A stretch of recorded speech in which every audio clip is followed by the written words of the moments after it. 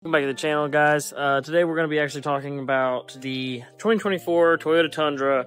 We're actually going to be doing the, at least for me, well-anticipated video of the just different things to do with the 24. I can compare some of it to my 2019 that I had prior. It's a night and day change. It's a completely different vehicle altogether. The amount of just technology alone that is different between the 19 and the 24s is just, it's unbelievable. It's hard to even explain. It's hard to put it into words. That being said, let's go ahead and get started. It's very bright outside, so forgive me if I'm squinting a lot.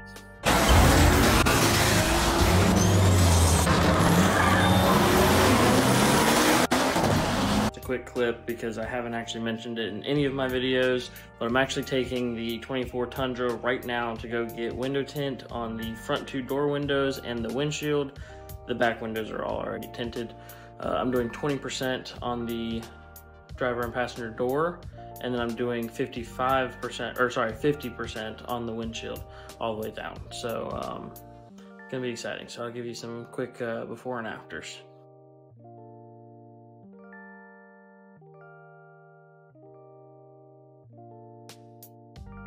Next day, I had to go to work, so I didn't get a chance to film this and give you guys the after of the window tint. So here's the outside of it, and then I'll show you the inside.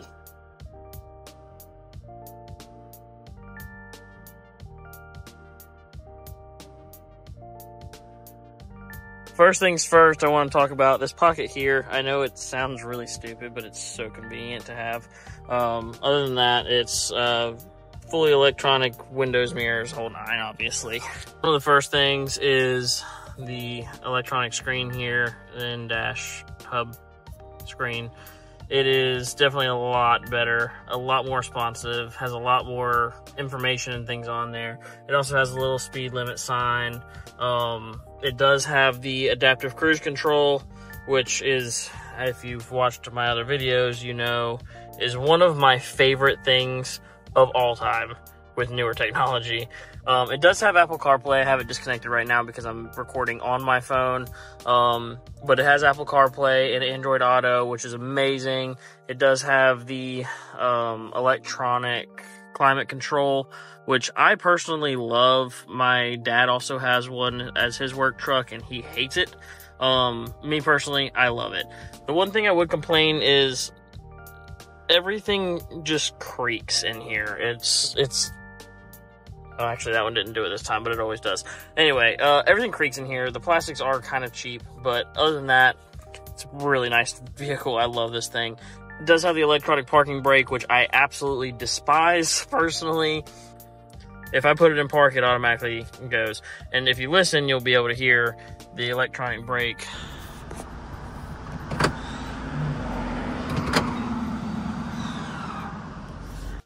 I hate it. It is the most annoying thing. It literally makes me feel like I'm driving a hybrid just because it goes off. I did get the windows tinted, as you can see. The windshield's also tinted. It's 20% on windows, 50% on the windshield. He broke that piece, but I fixed it, and I just haven't put it back on yet. It does have the rear window, as you can see in the mirror there, which I know it sounds stupid, but it's really cool.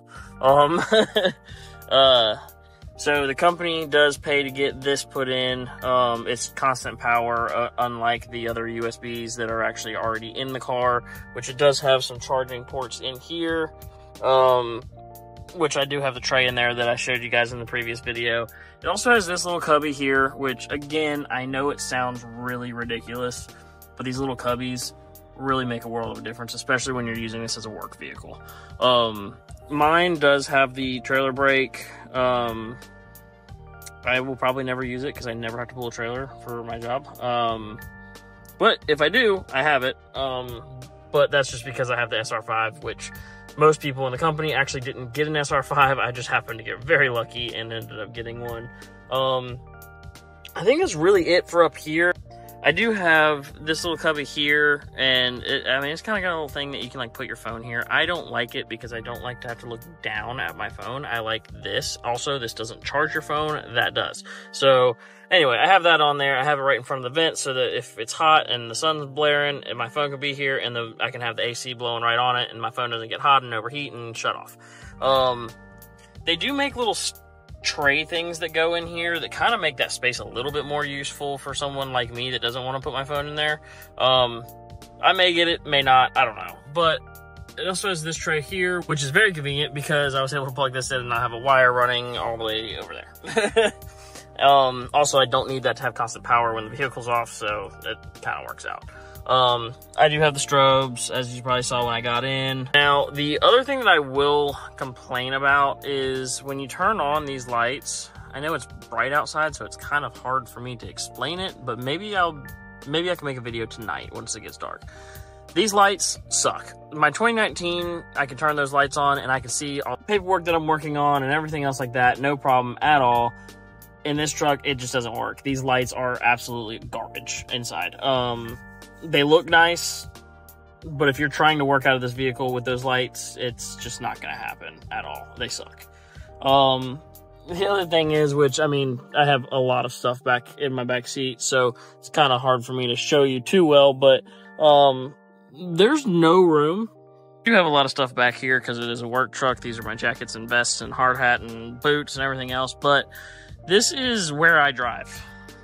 This is the seat position I drive in. And there's no, I mean, literally my hand width available. There is no room back here, and this part sucks because I use this a lot. Like, I store my boots right here, which used to, in my 2019, I'd have more than enough room there. I don't have that in this truck, and it's really kind of a pain. It's okay. It's not the end of the world. I don't use the back seat except for to store all of this stuff here. But it's still annoying that I don't get a chance to really have that floorboard. Let me move some of this stuff out of the way and I'll show you the under seat storage here. So you do have all of this under seat storage here, which is nice. It's just, I really wish that I had more floorboard. Honestly, I wish I had more space between the seats because it does help a lot with just being able to get to things easier. It's really difficult here because it's still tight. I mean, hold on, let me flip this around. Like, I get caught. So it's still tight. I have to turn my body to get in there. It's kind of a pain, but it's okay. I love this truck. I just have a few things that I complain about. They're really minuscule. It's not that big of a deal. Next thing I will say is I do like that this isn't actually a handle, it's a button. But at the same time, I just feel like it's another thing to break. It does also have a little button. I don't know if I'll be able to get it on camera, but there's the big button that opens it here, and there's a little button right here that locks the truck. That being said, I do have this. I did install the bed lights, as you guys remember, which really makes a world of a difference. I don't know if you guys can really tell with the sun being so bright out here, but it makes a world of a difference. God, oh, terrible. Really, you guys have already seen the bed, so there's really nothing else to talk about in there. We do have the Retrax XR, which, as you can see, works very well. I actually love this thing. It's definitely a lot better than the cheap toolboxes. Easy enough to open and close, smooth as can be. Can't complain. And then obviously I have the step rails, which I personally hate these step rails. They stick out so far from the truck. And I'm just worried that I'm gonna get caught on something in the construction site, but we'll see what happens. For the record, it has only been a few days since I last filmed. I have not gotten a chance to clean up this wiring nightmare up here yet, so forgive me. I will get to it, I promise. As you can see, it is the twin turbo V6 engine. I don't actually know much about this engine, to be completely 100% honest with you. I'm not gonna sit here and lie and say that I do, but I will say it's a hell of a lot faster than that 4.6 that they put in the 2019. I actually couldn't even tell you what power it makes. It hasn't really been something I've cared to look up. I will say, however, that compared to the 4.6 liter V8 that was in my 2019, it is probably easily twice as fast. Like, that thing could not get out of its own way. This thing moves. And honestly, I've thought about getting a draggy just to see what it does, because I'm actually very impressed with how well that twin turbo V6 moves, that truck. Now, granted, I don't know. I should probably have done a little bit more research on this to tell you some numbers here, but I don't know what power it makes. I don't know the weight of it or what the 2019 was either.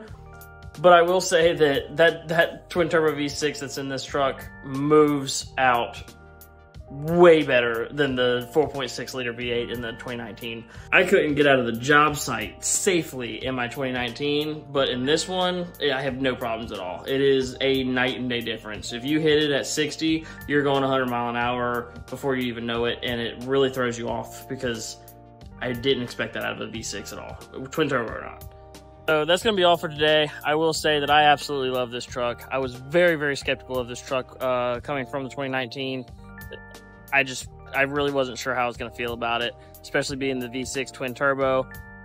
I personally love it and highly recommend it, especially if anybody's in the market for a new truck. All of them are quite expensive and quite ridiculous in my opinion. Thankfully, I don't have to buy this truck. That being said, I recommend it. I love this truck by far. It is, especially coming from a 2019 to this, world of a difference. Everything about it is better. Thanks for watching the video today. Please like, comment, subscribe. Make sure that you leave me suggestions for videos. Don't forget, I have the SRT8 Jeep here. I have this 2024 Tundra. I also have a 2023 Jeep Grand Cherokee Overland that is my fiance's. I will happily make some videos on if anybody wants it. I also have a lot of detailing stuff here that I will eventually get into. Not sure when, but eventually one day I will. So anyway, that'll be it for today, guys. Thank you guys so much for watching. We'll be back next Wednesday, and I hope you guys all have a great week.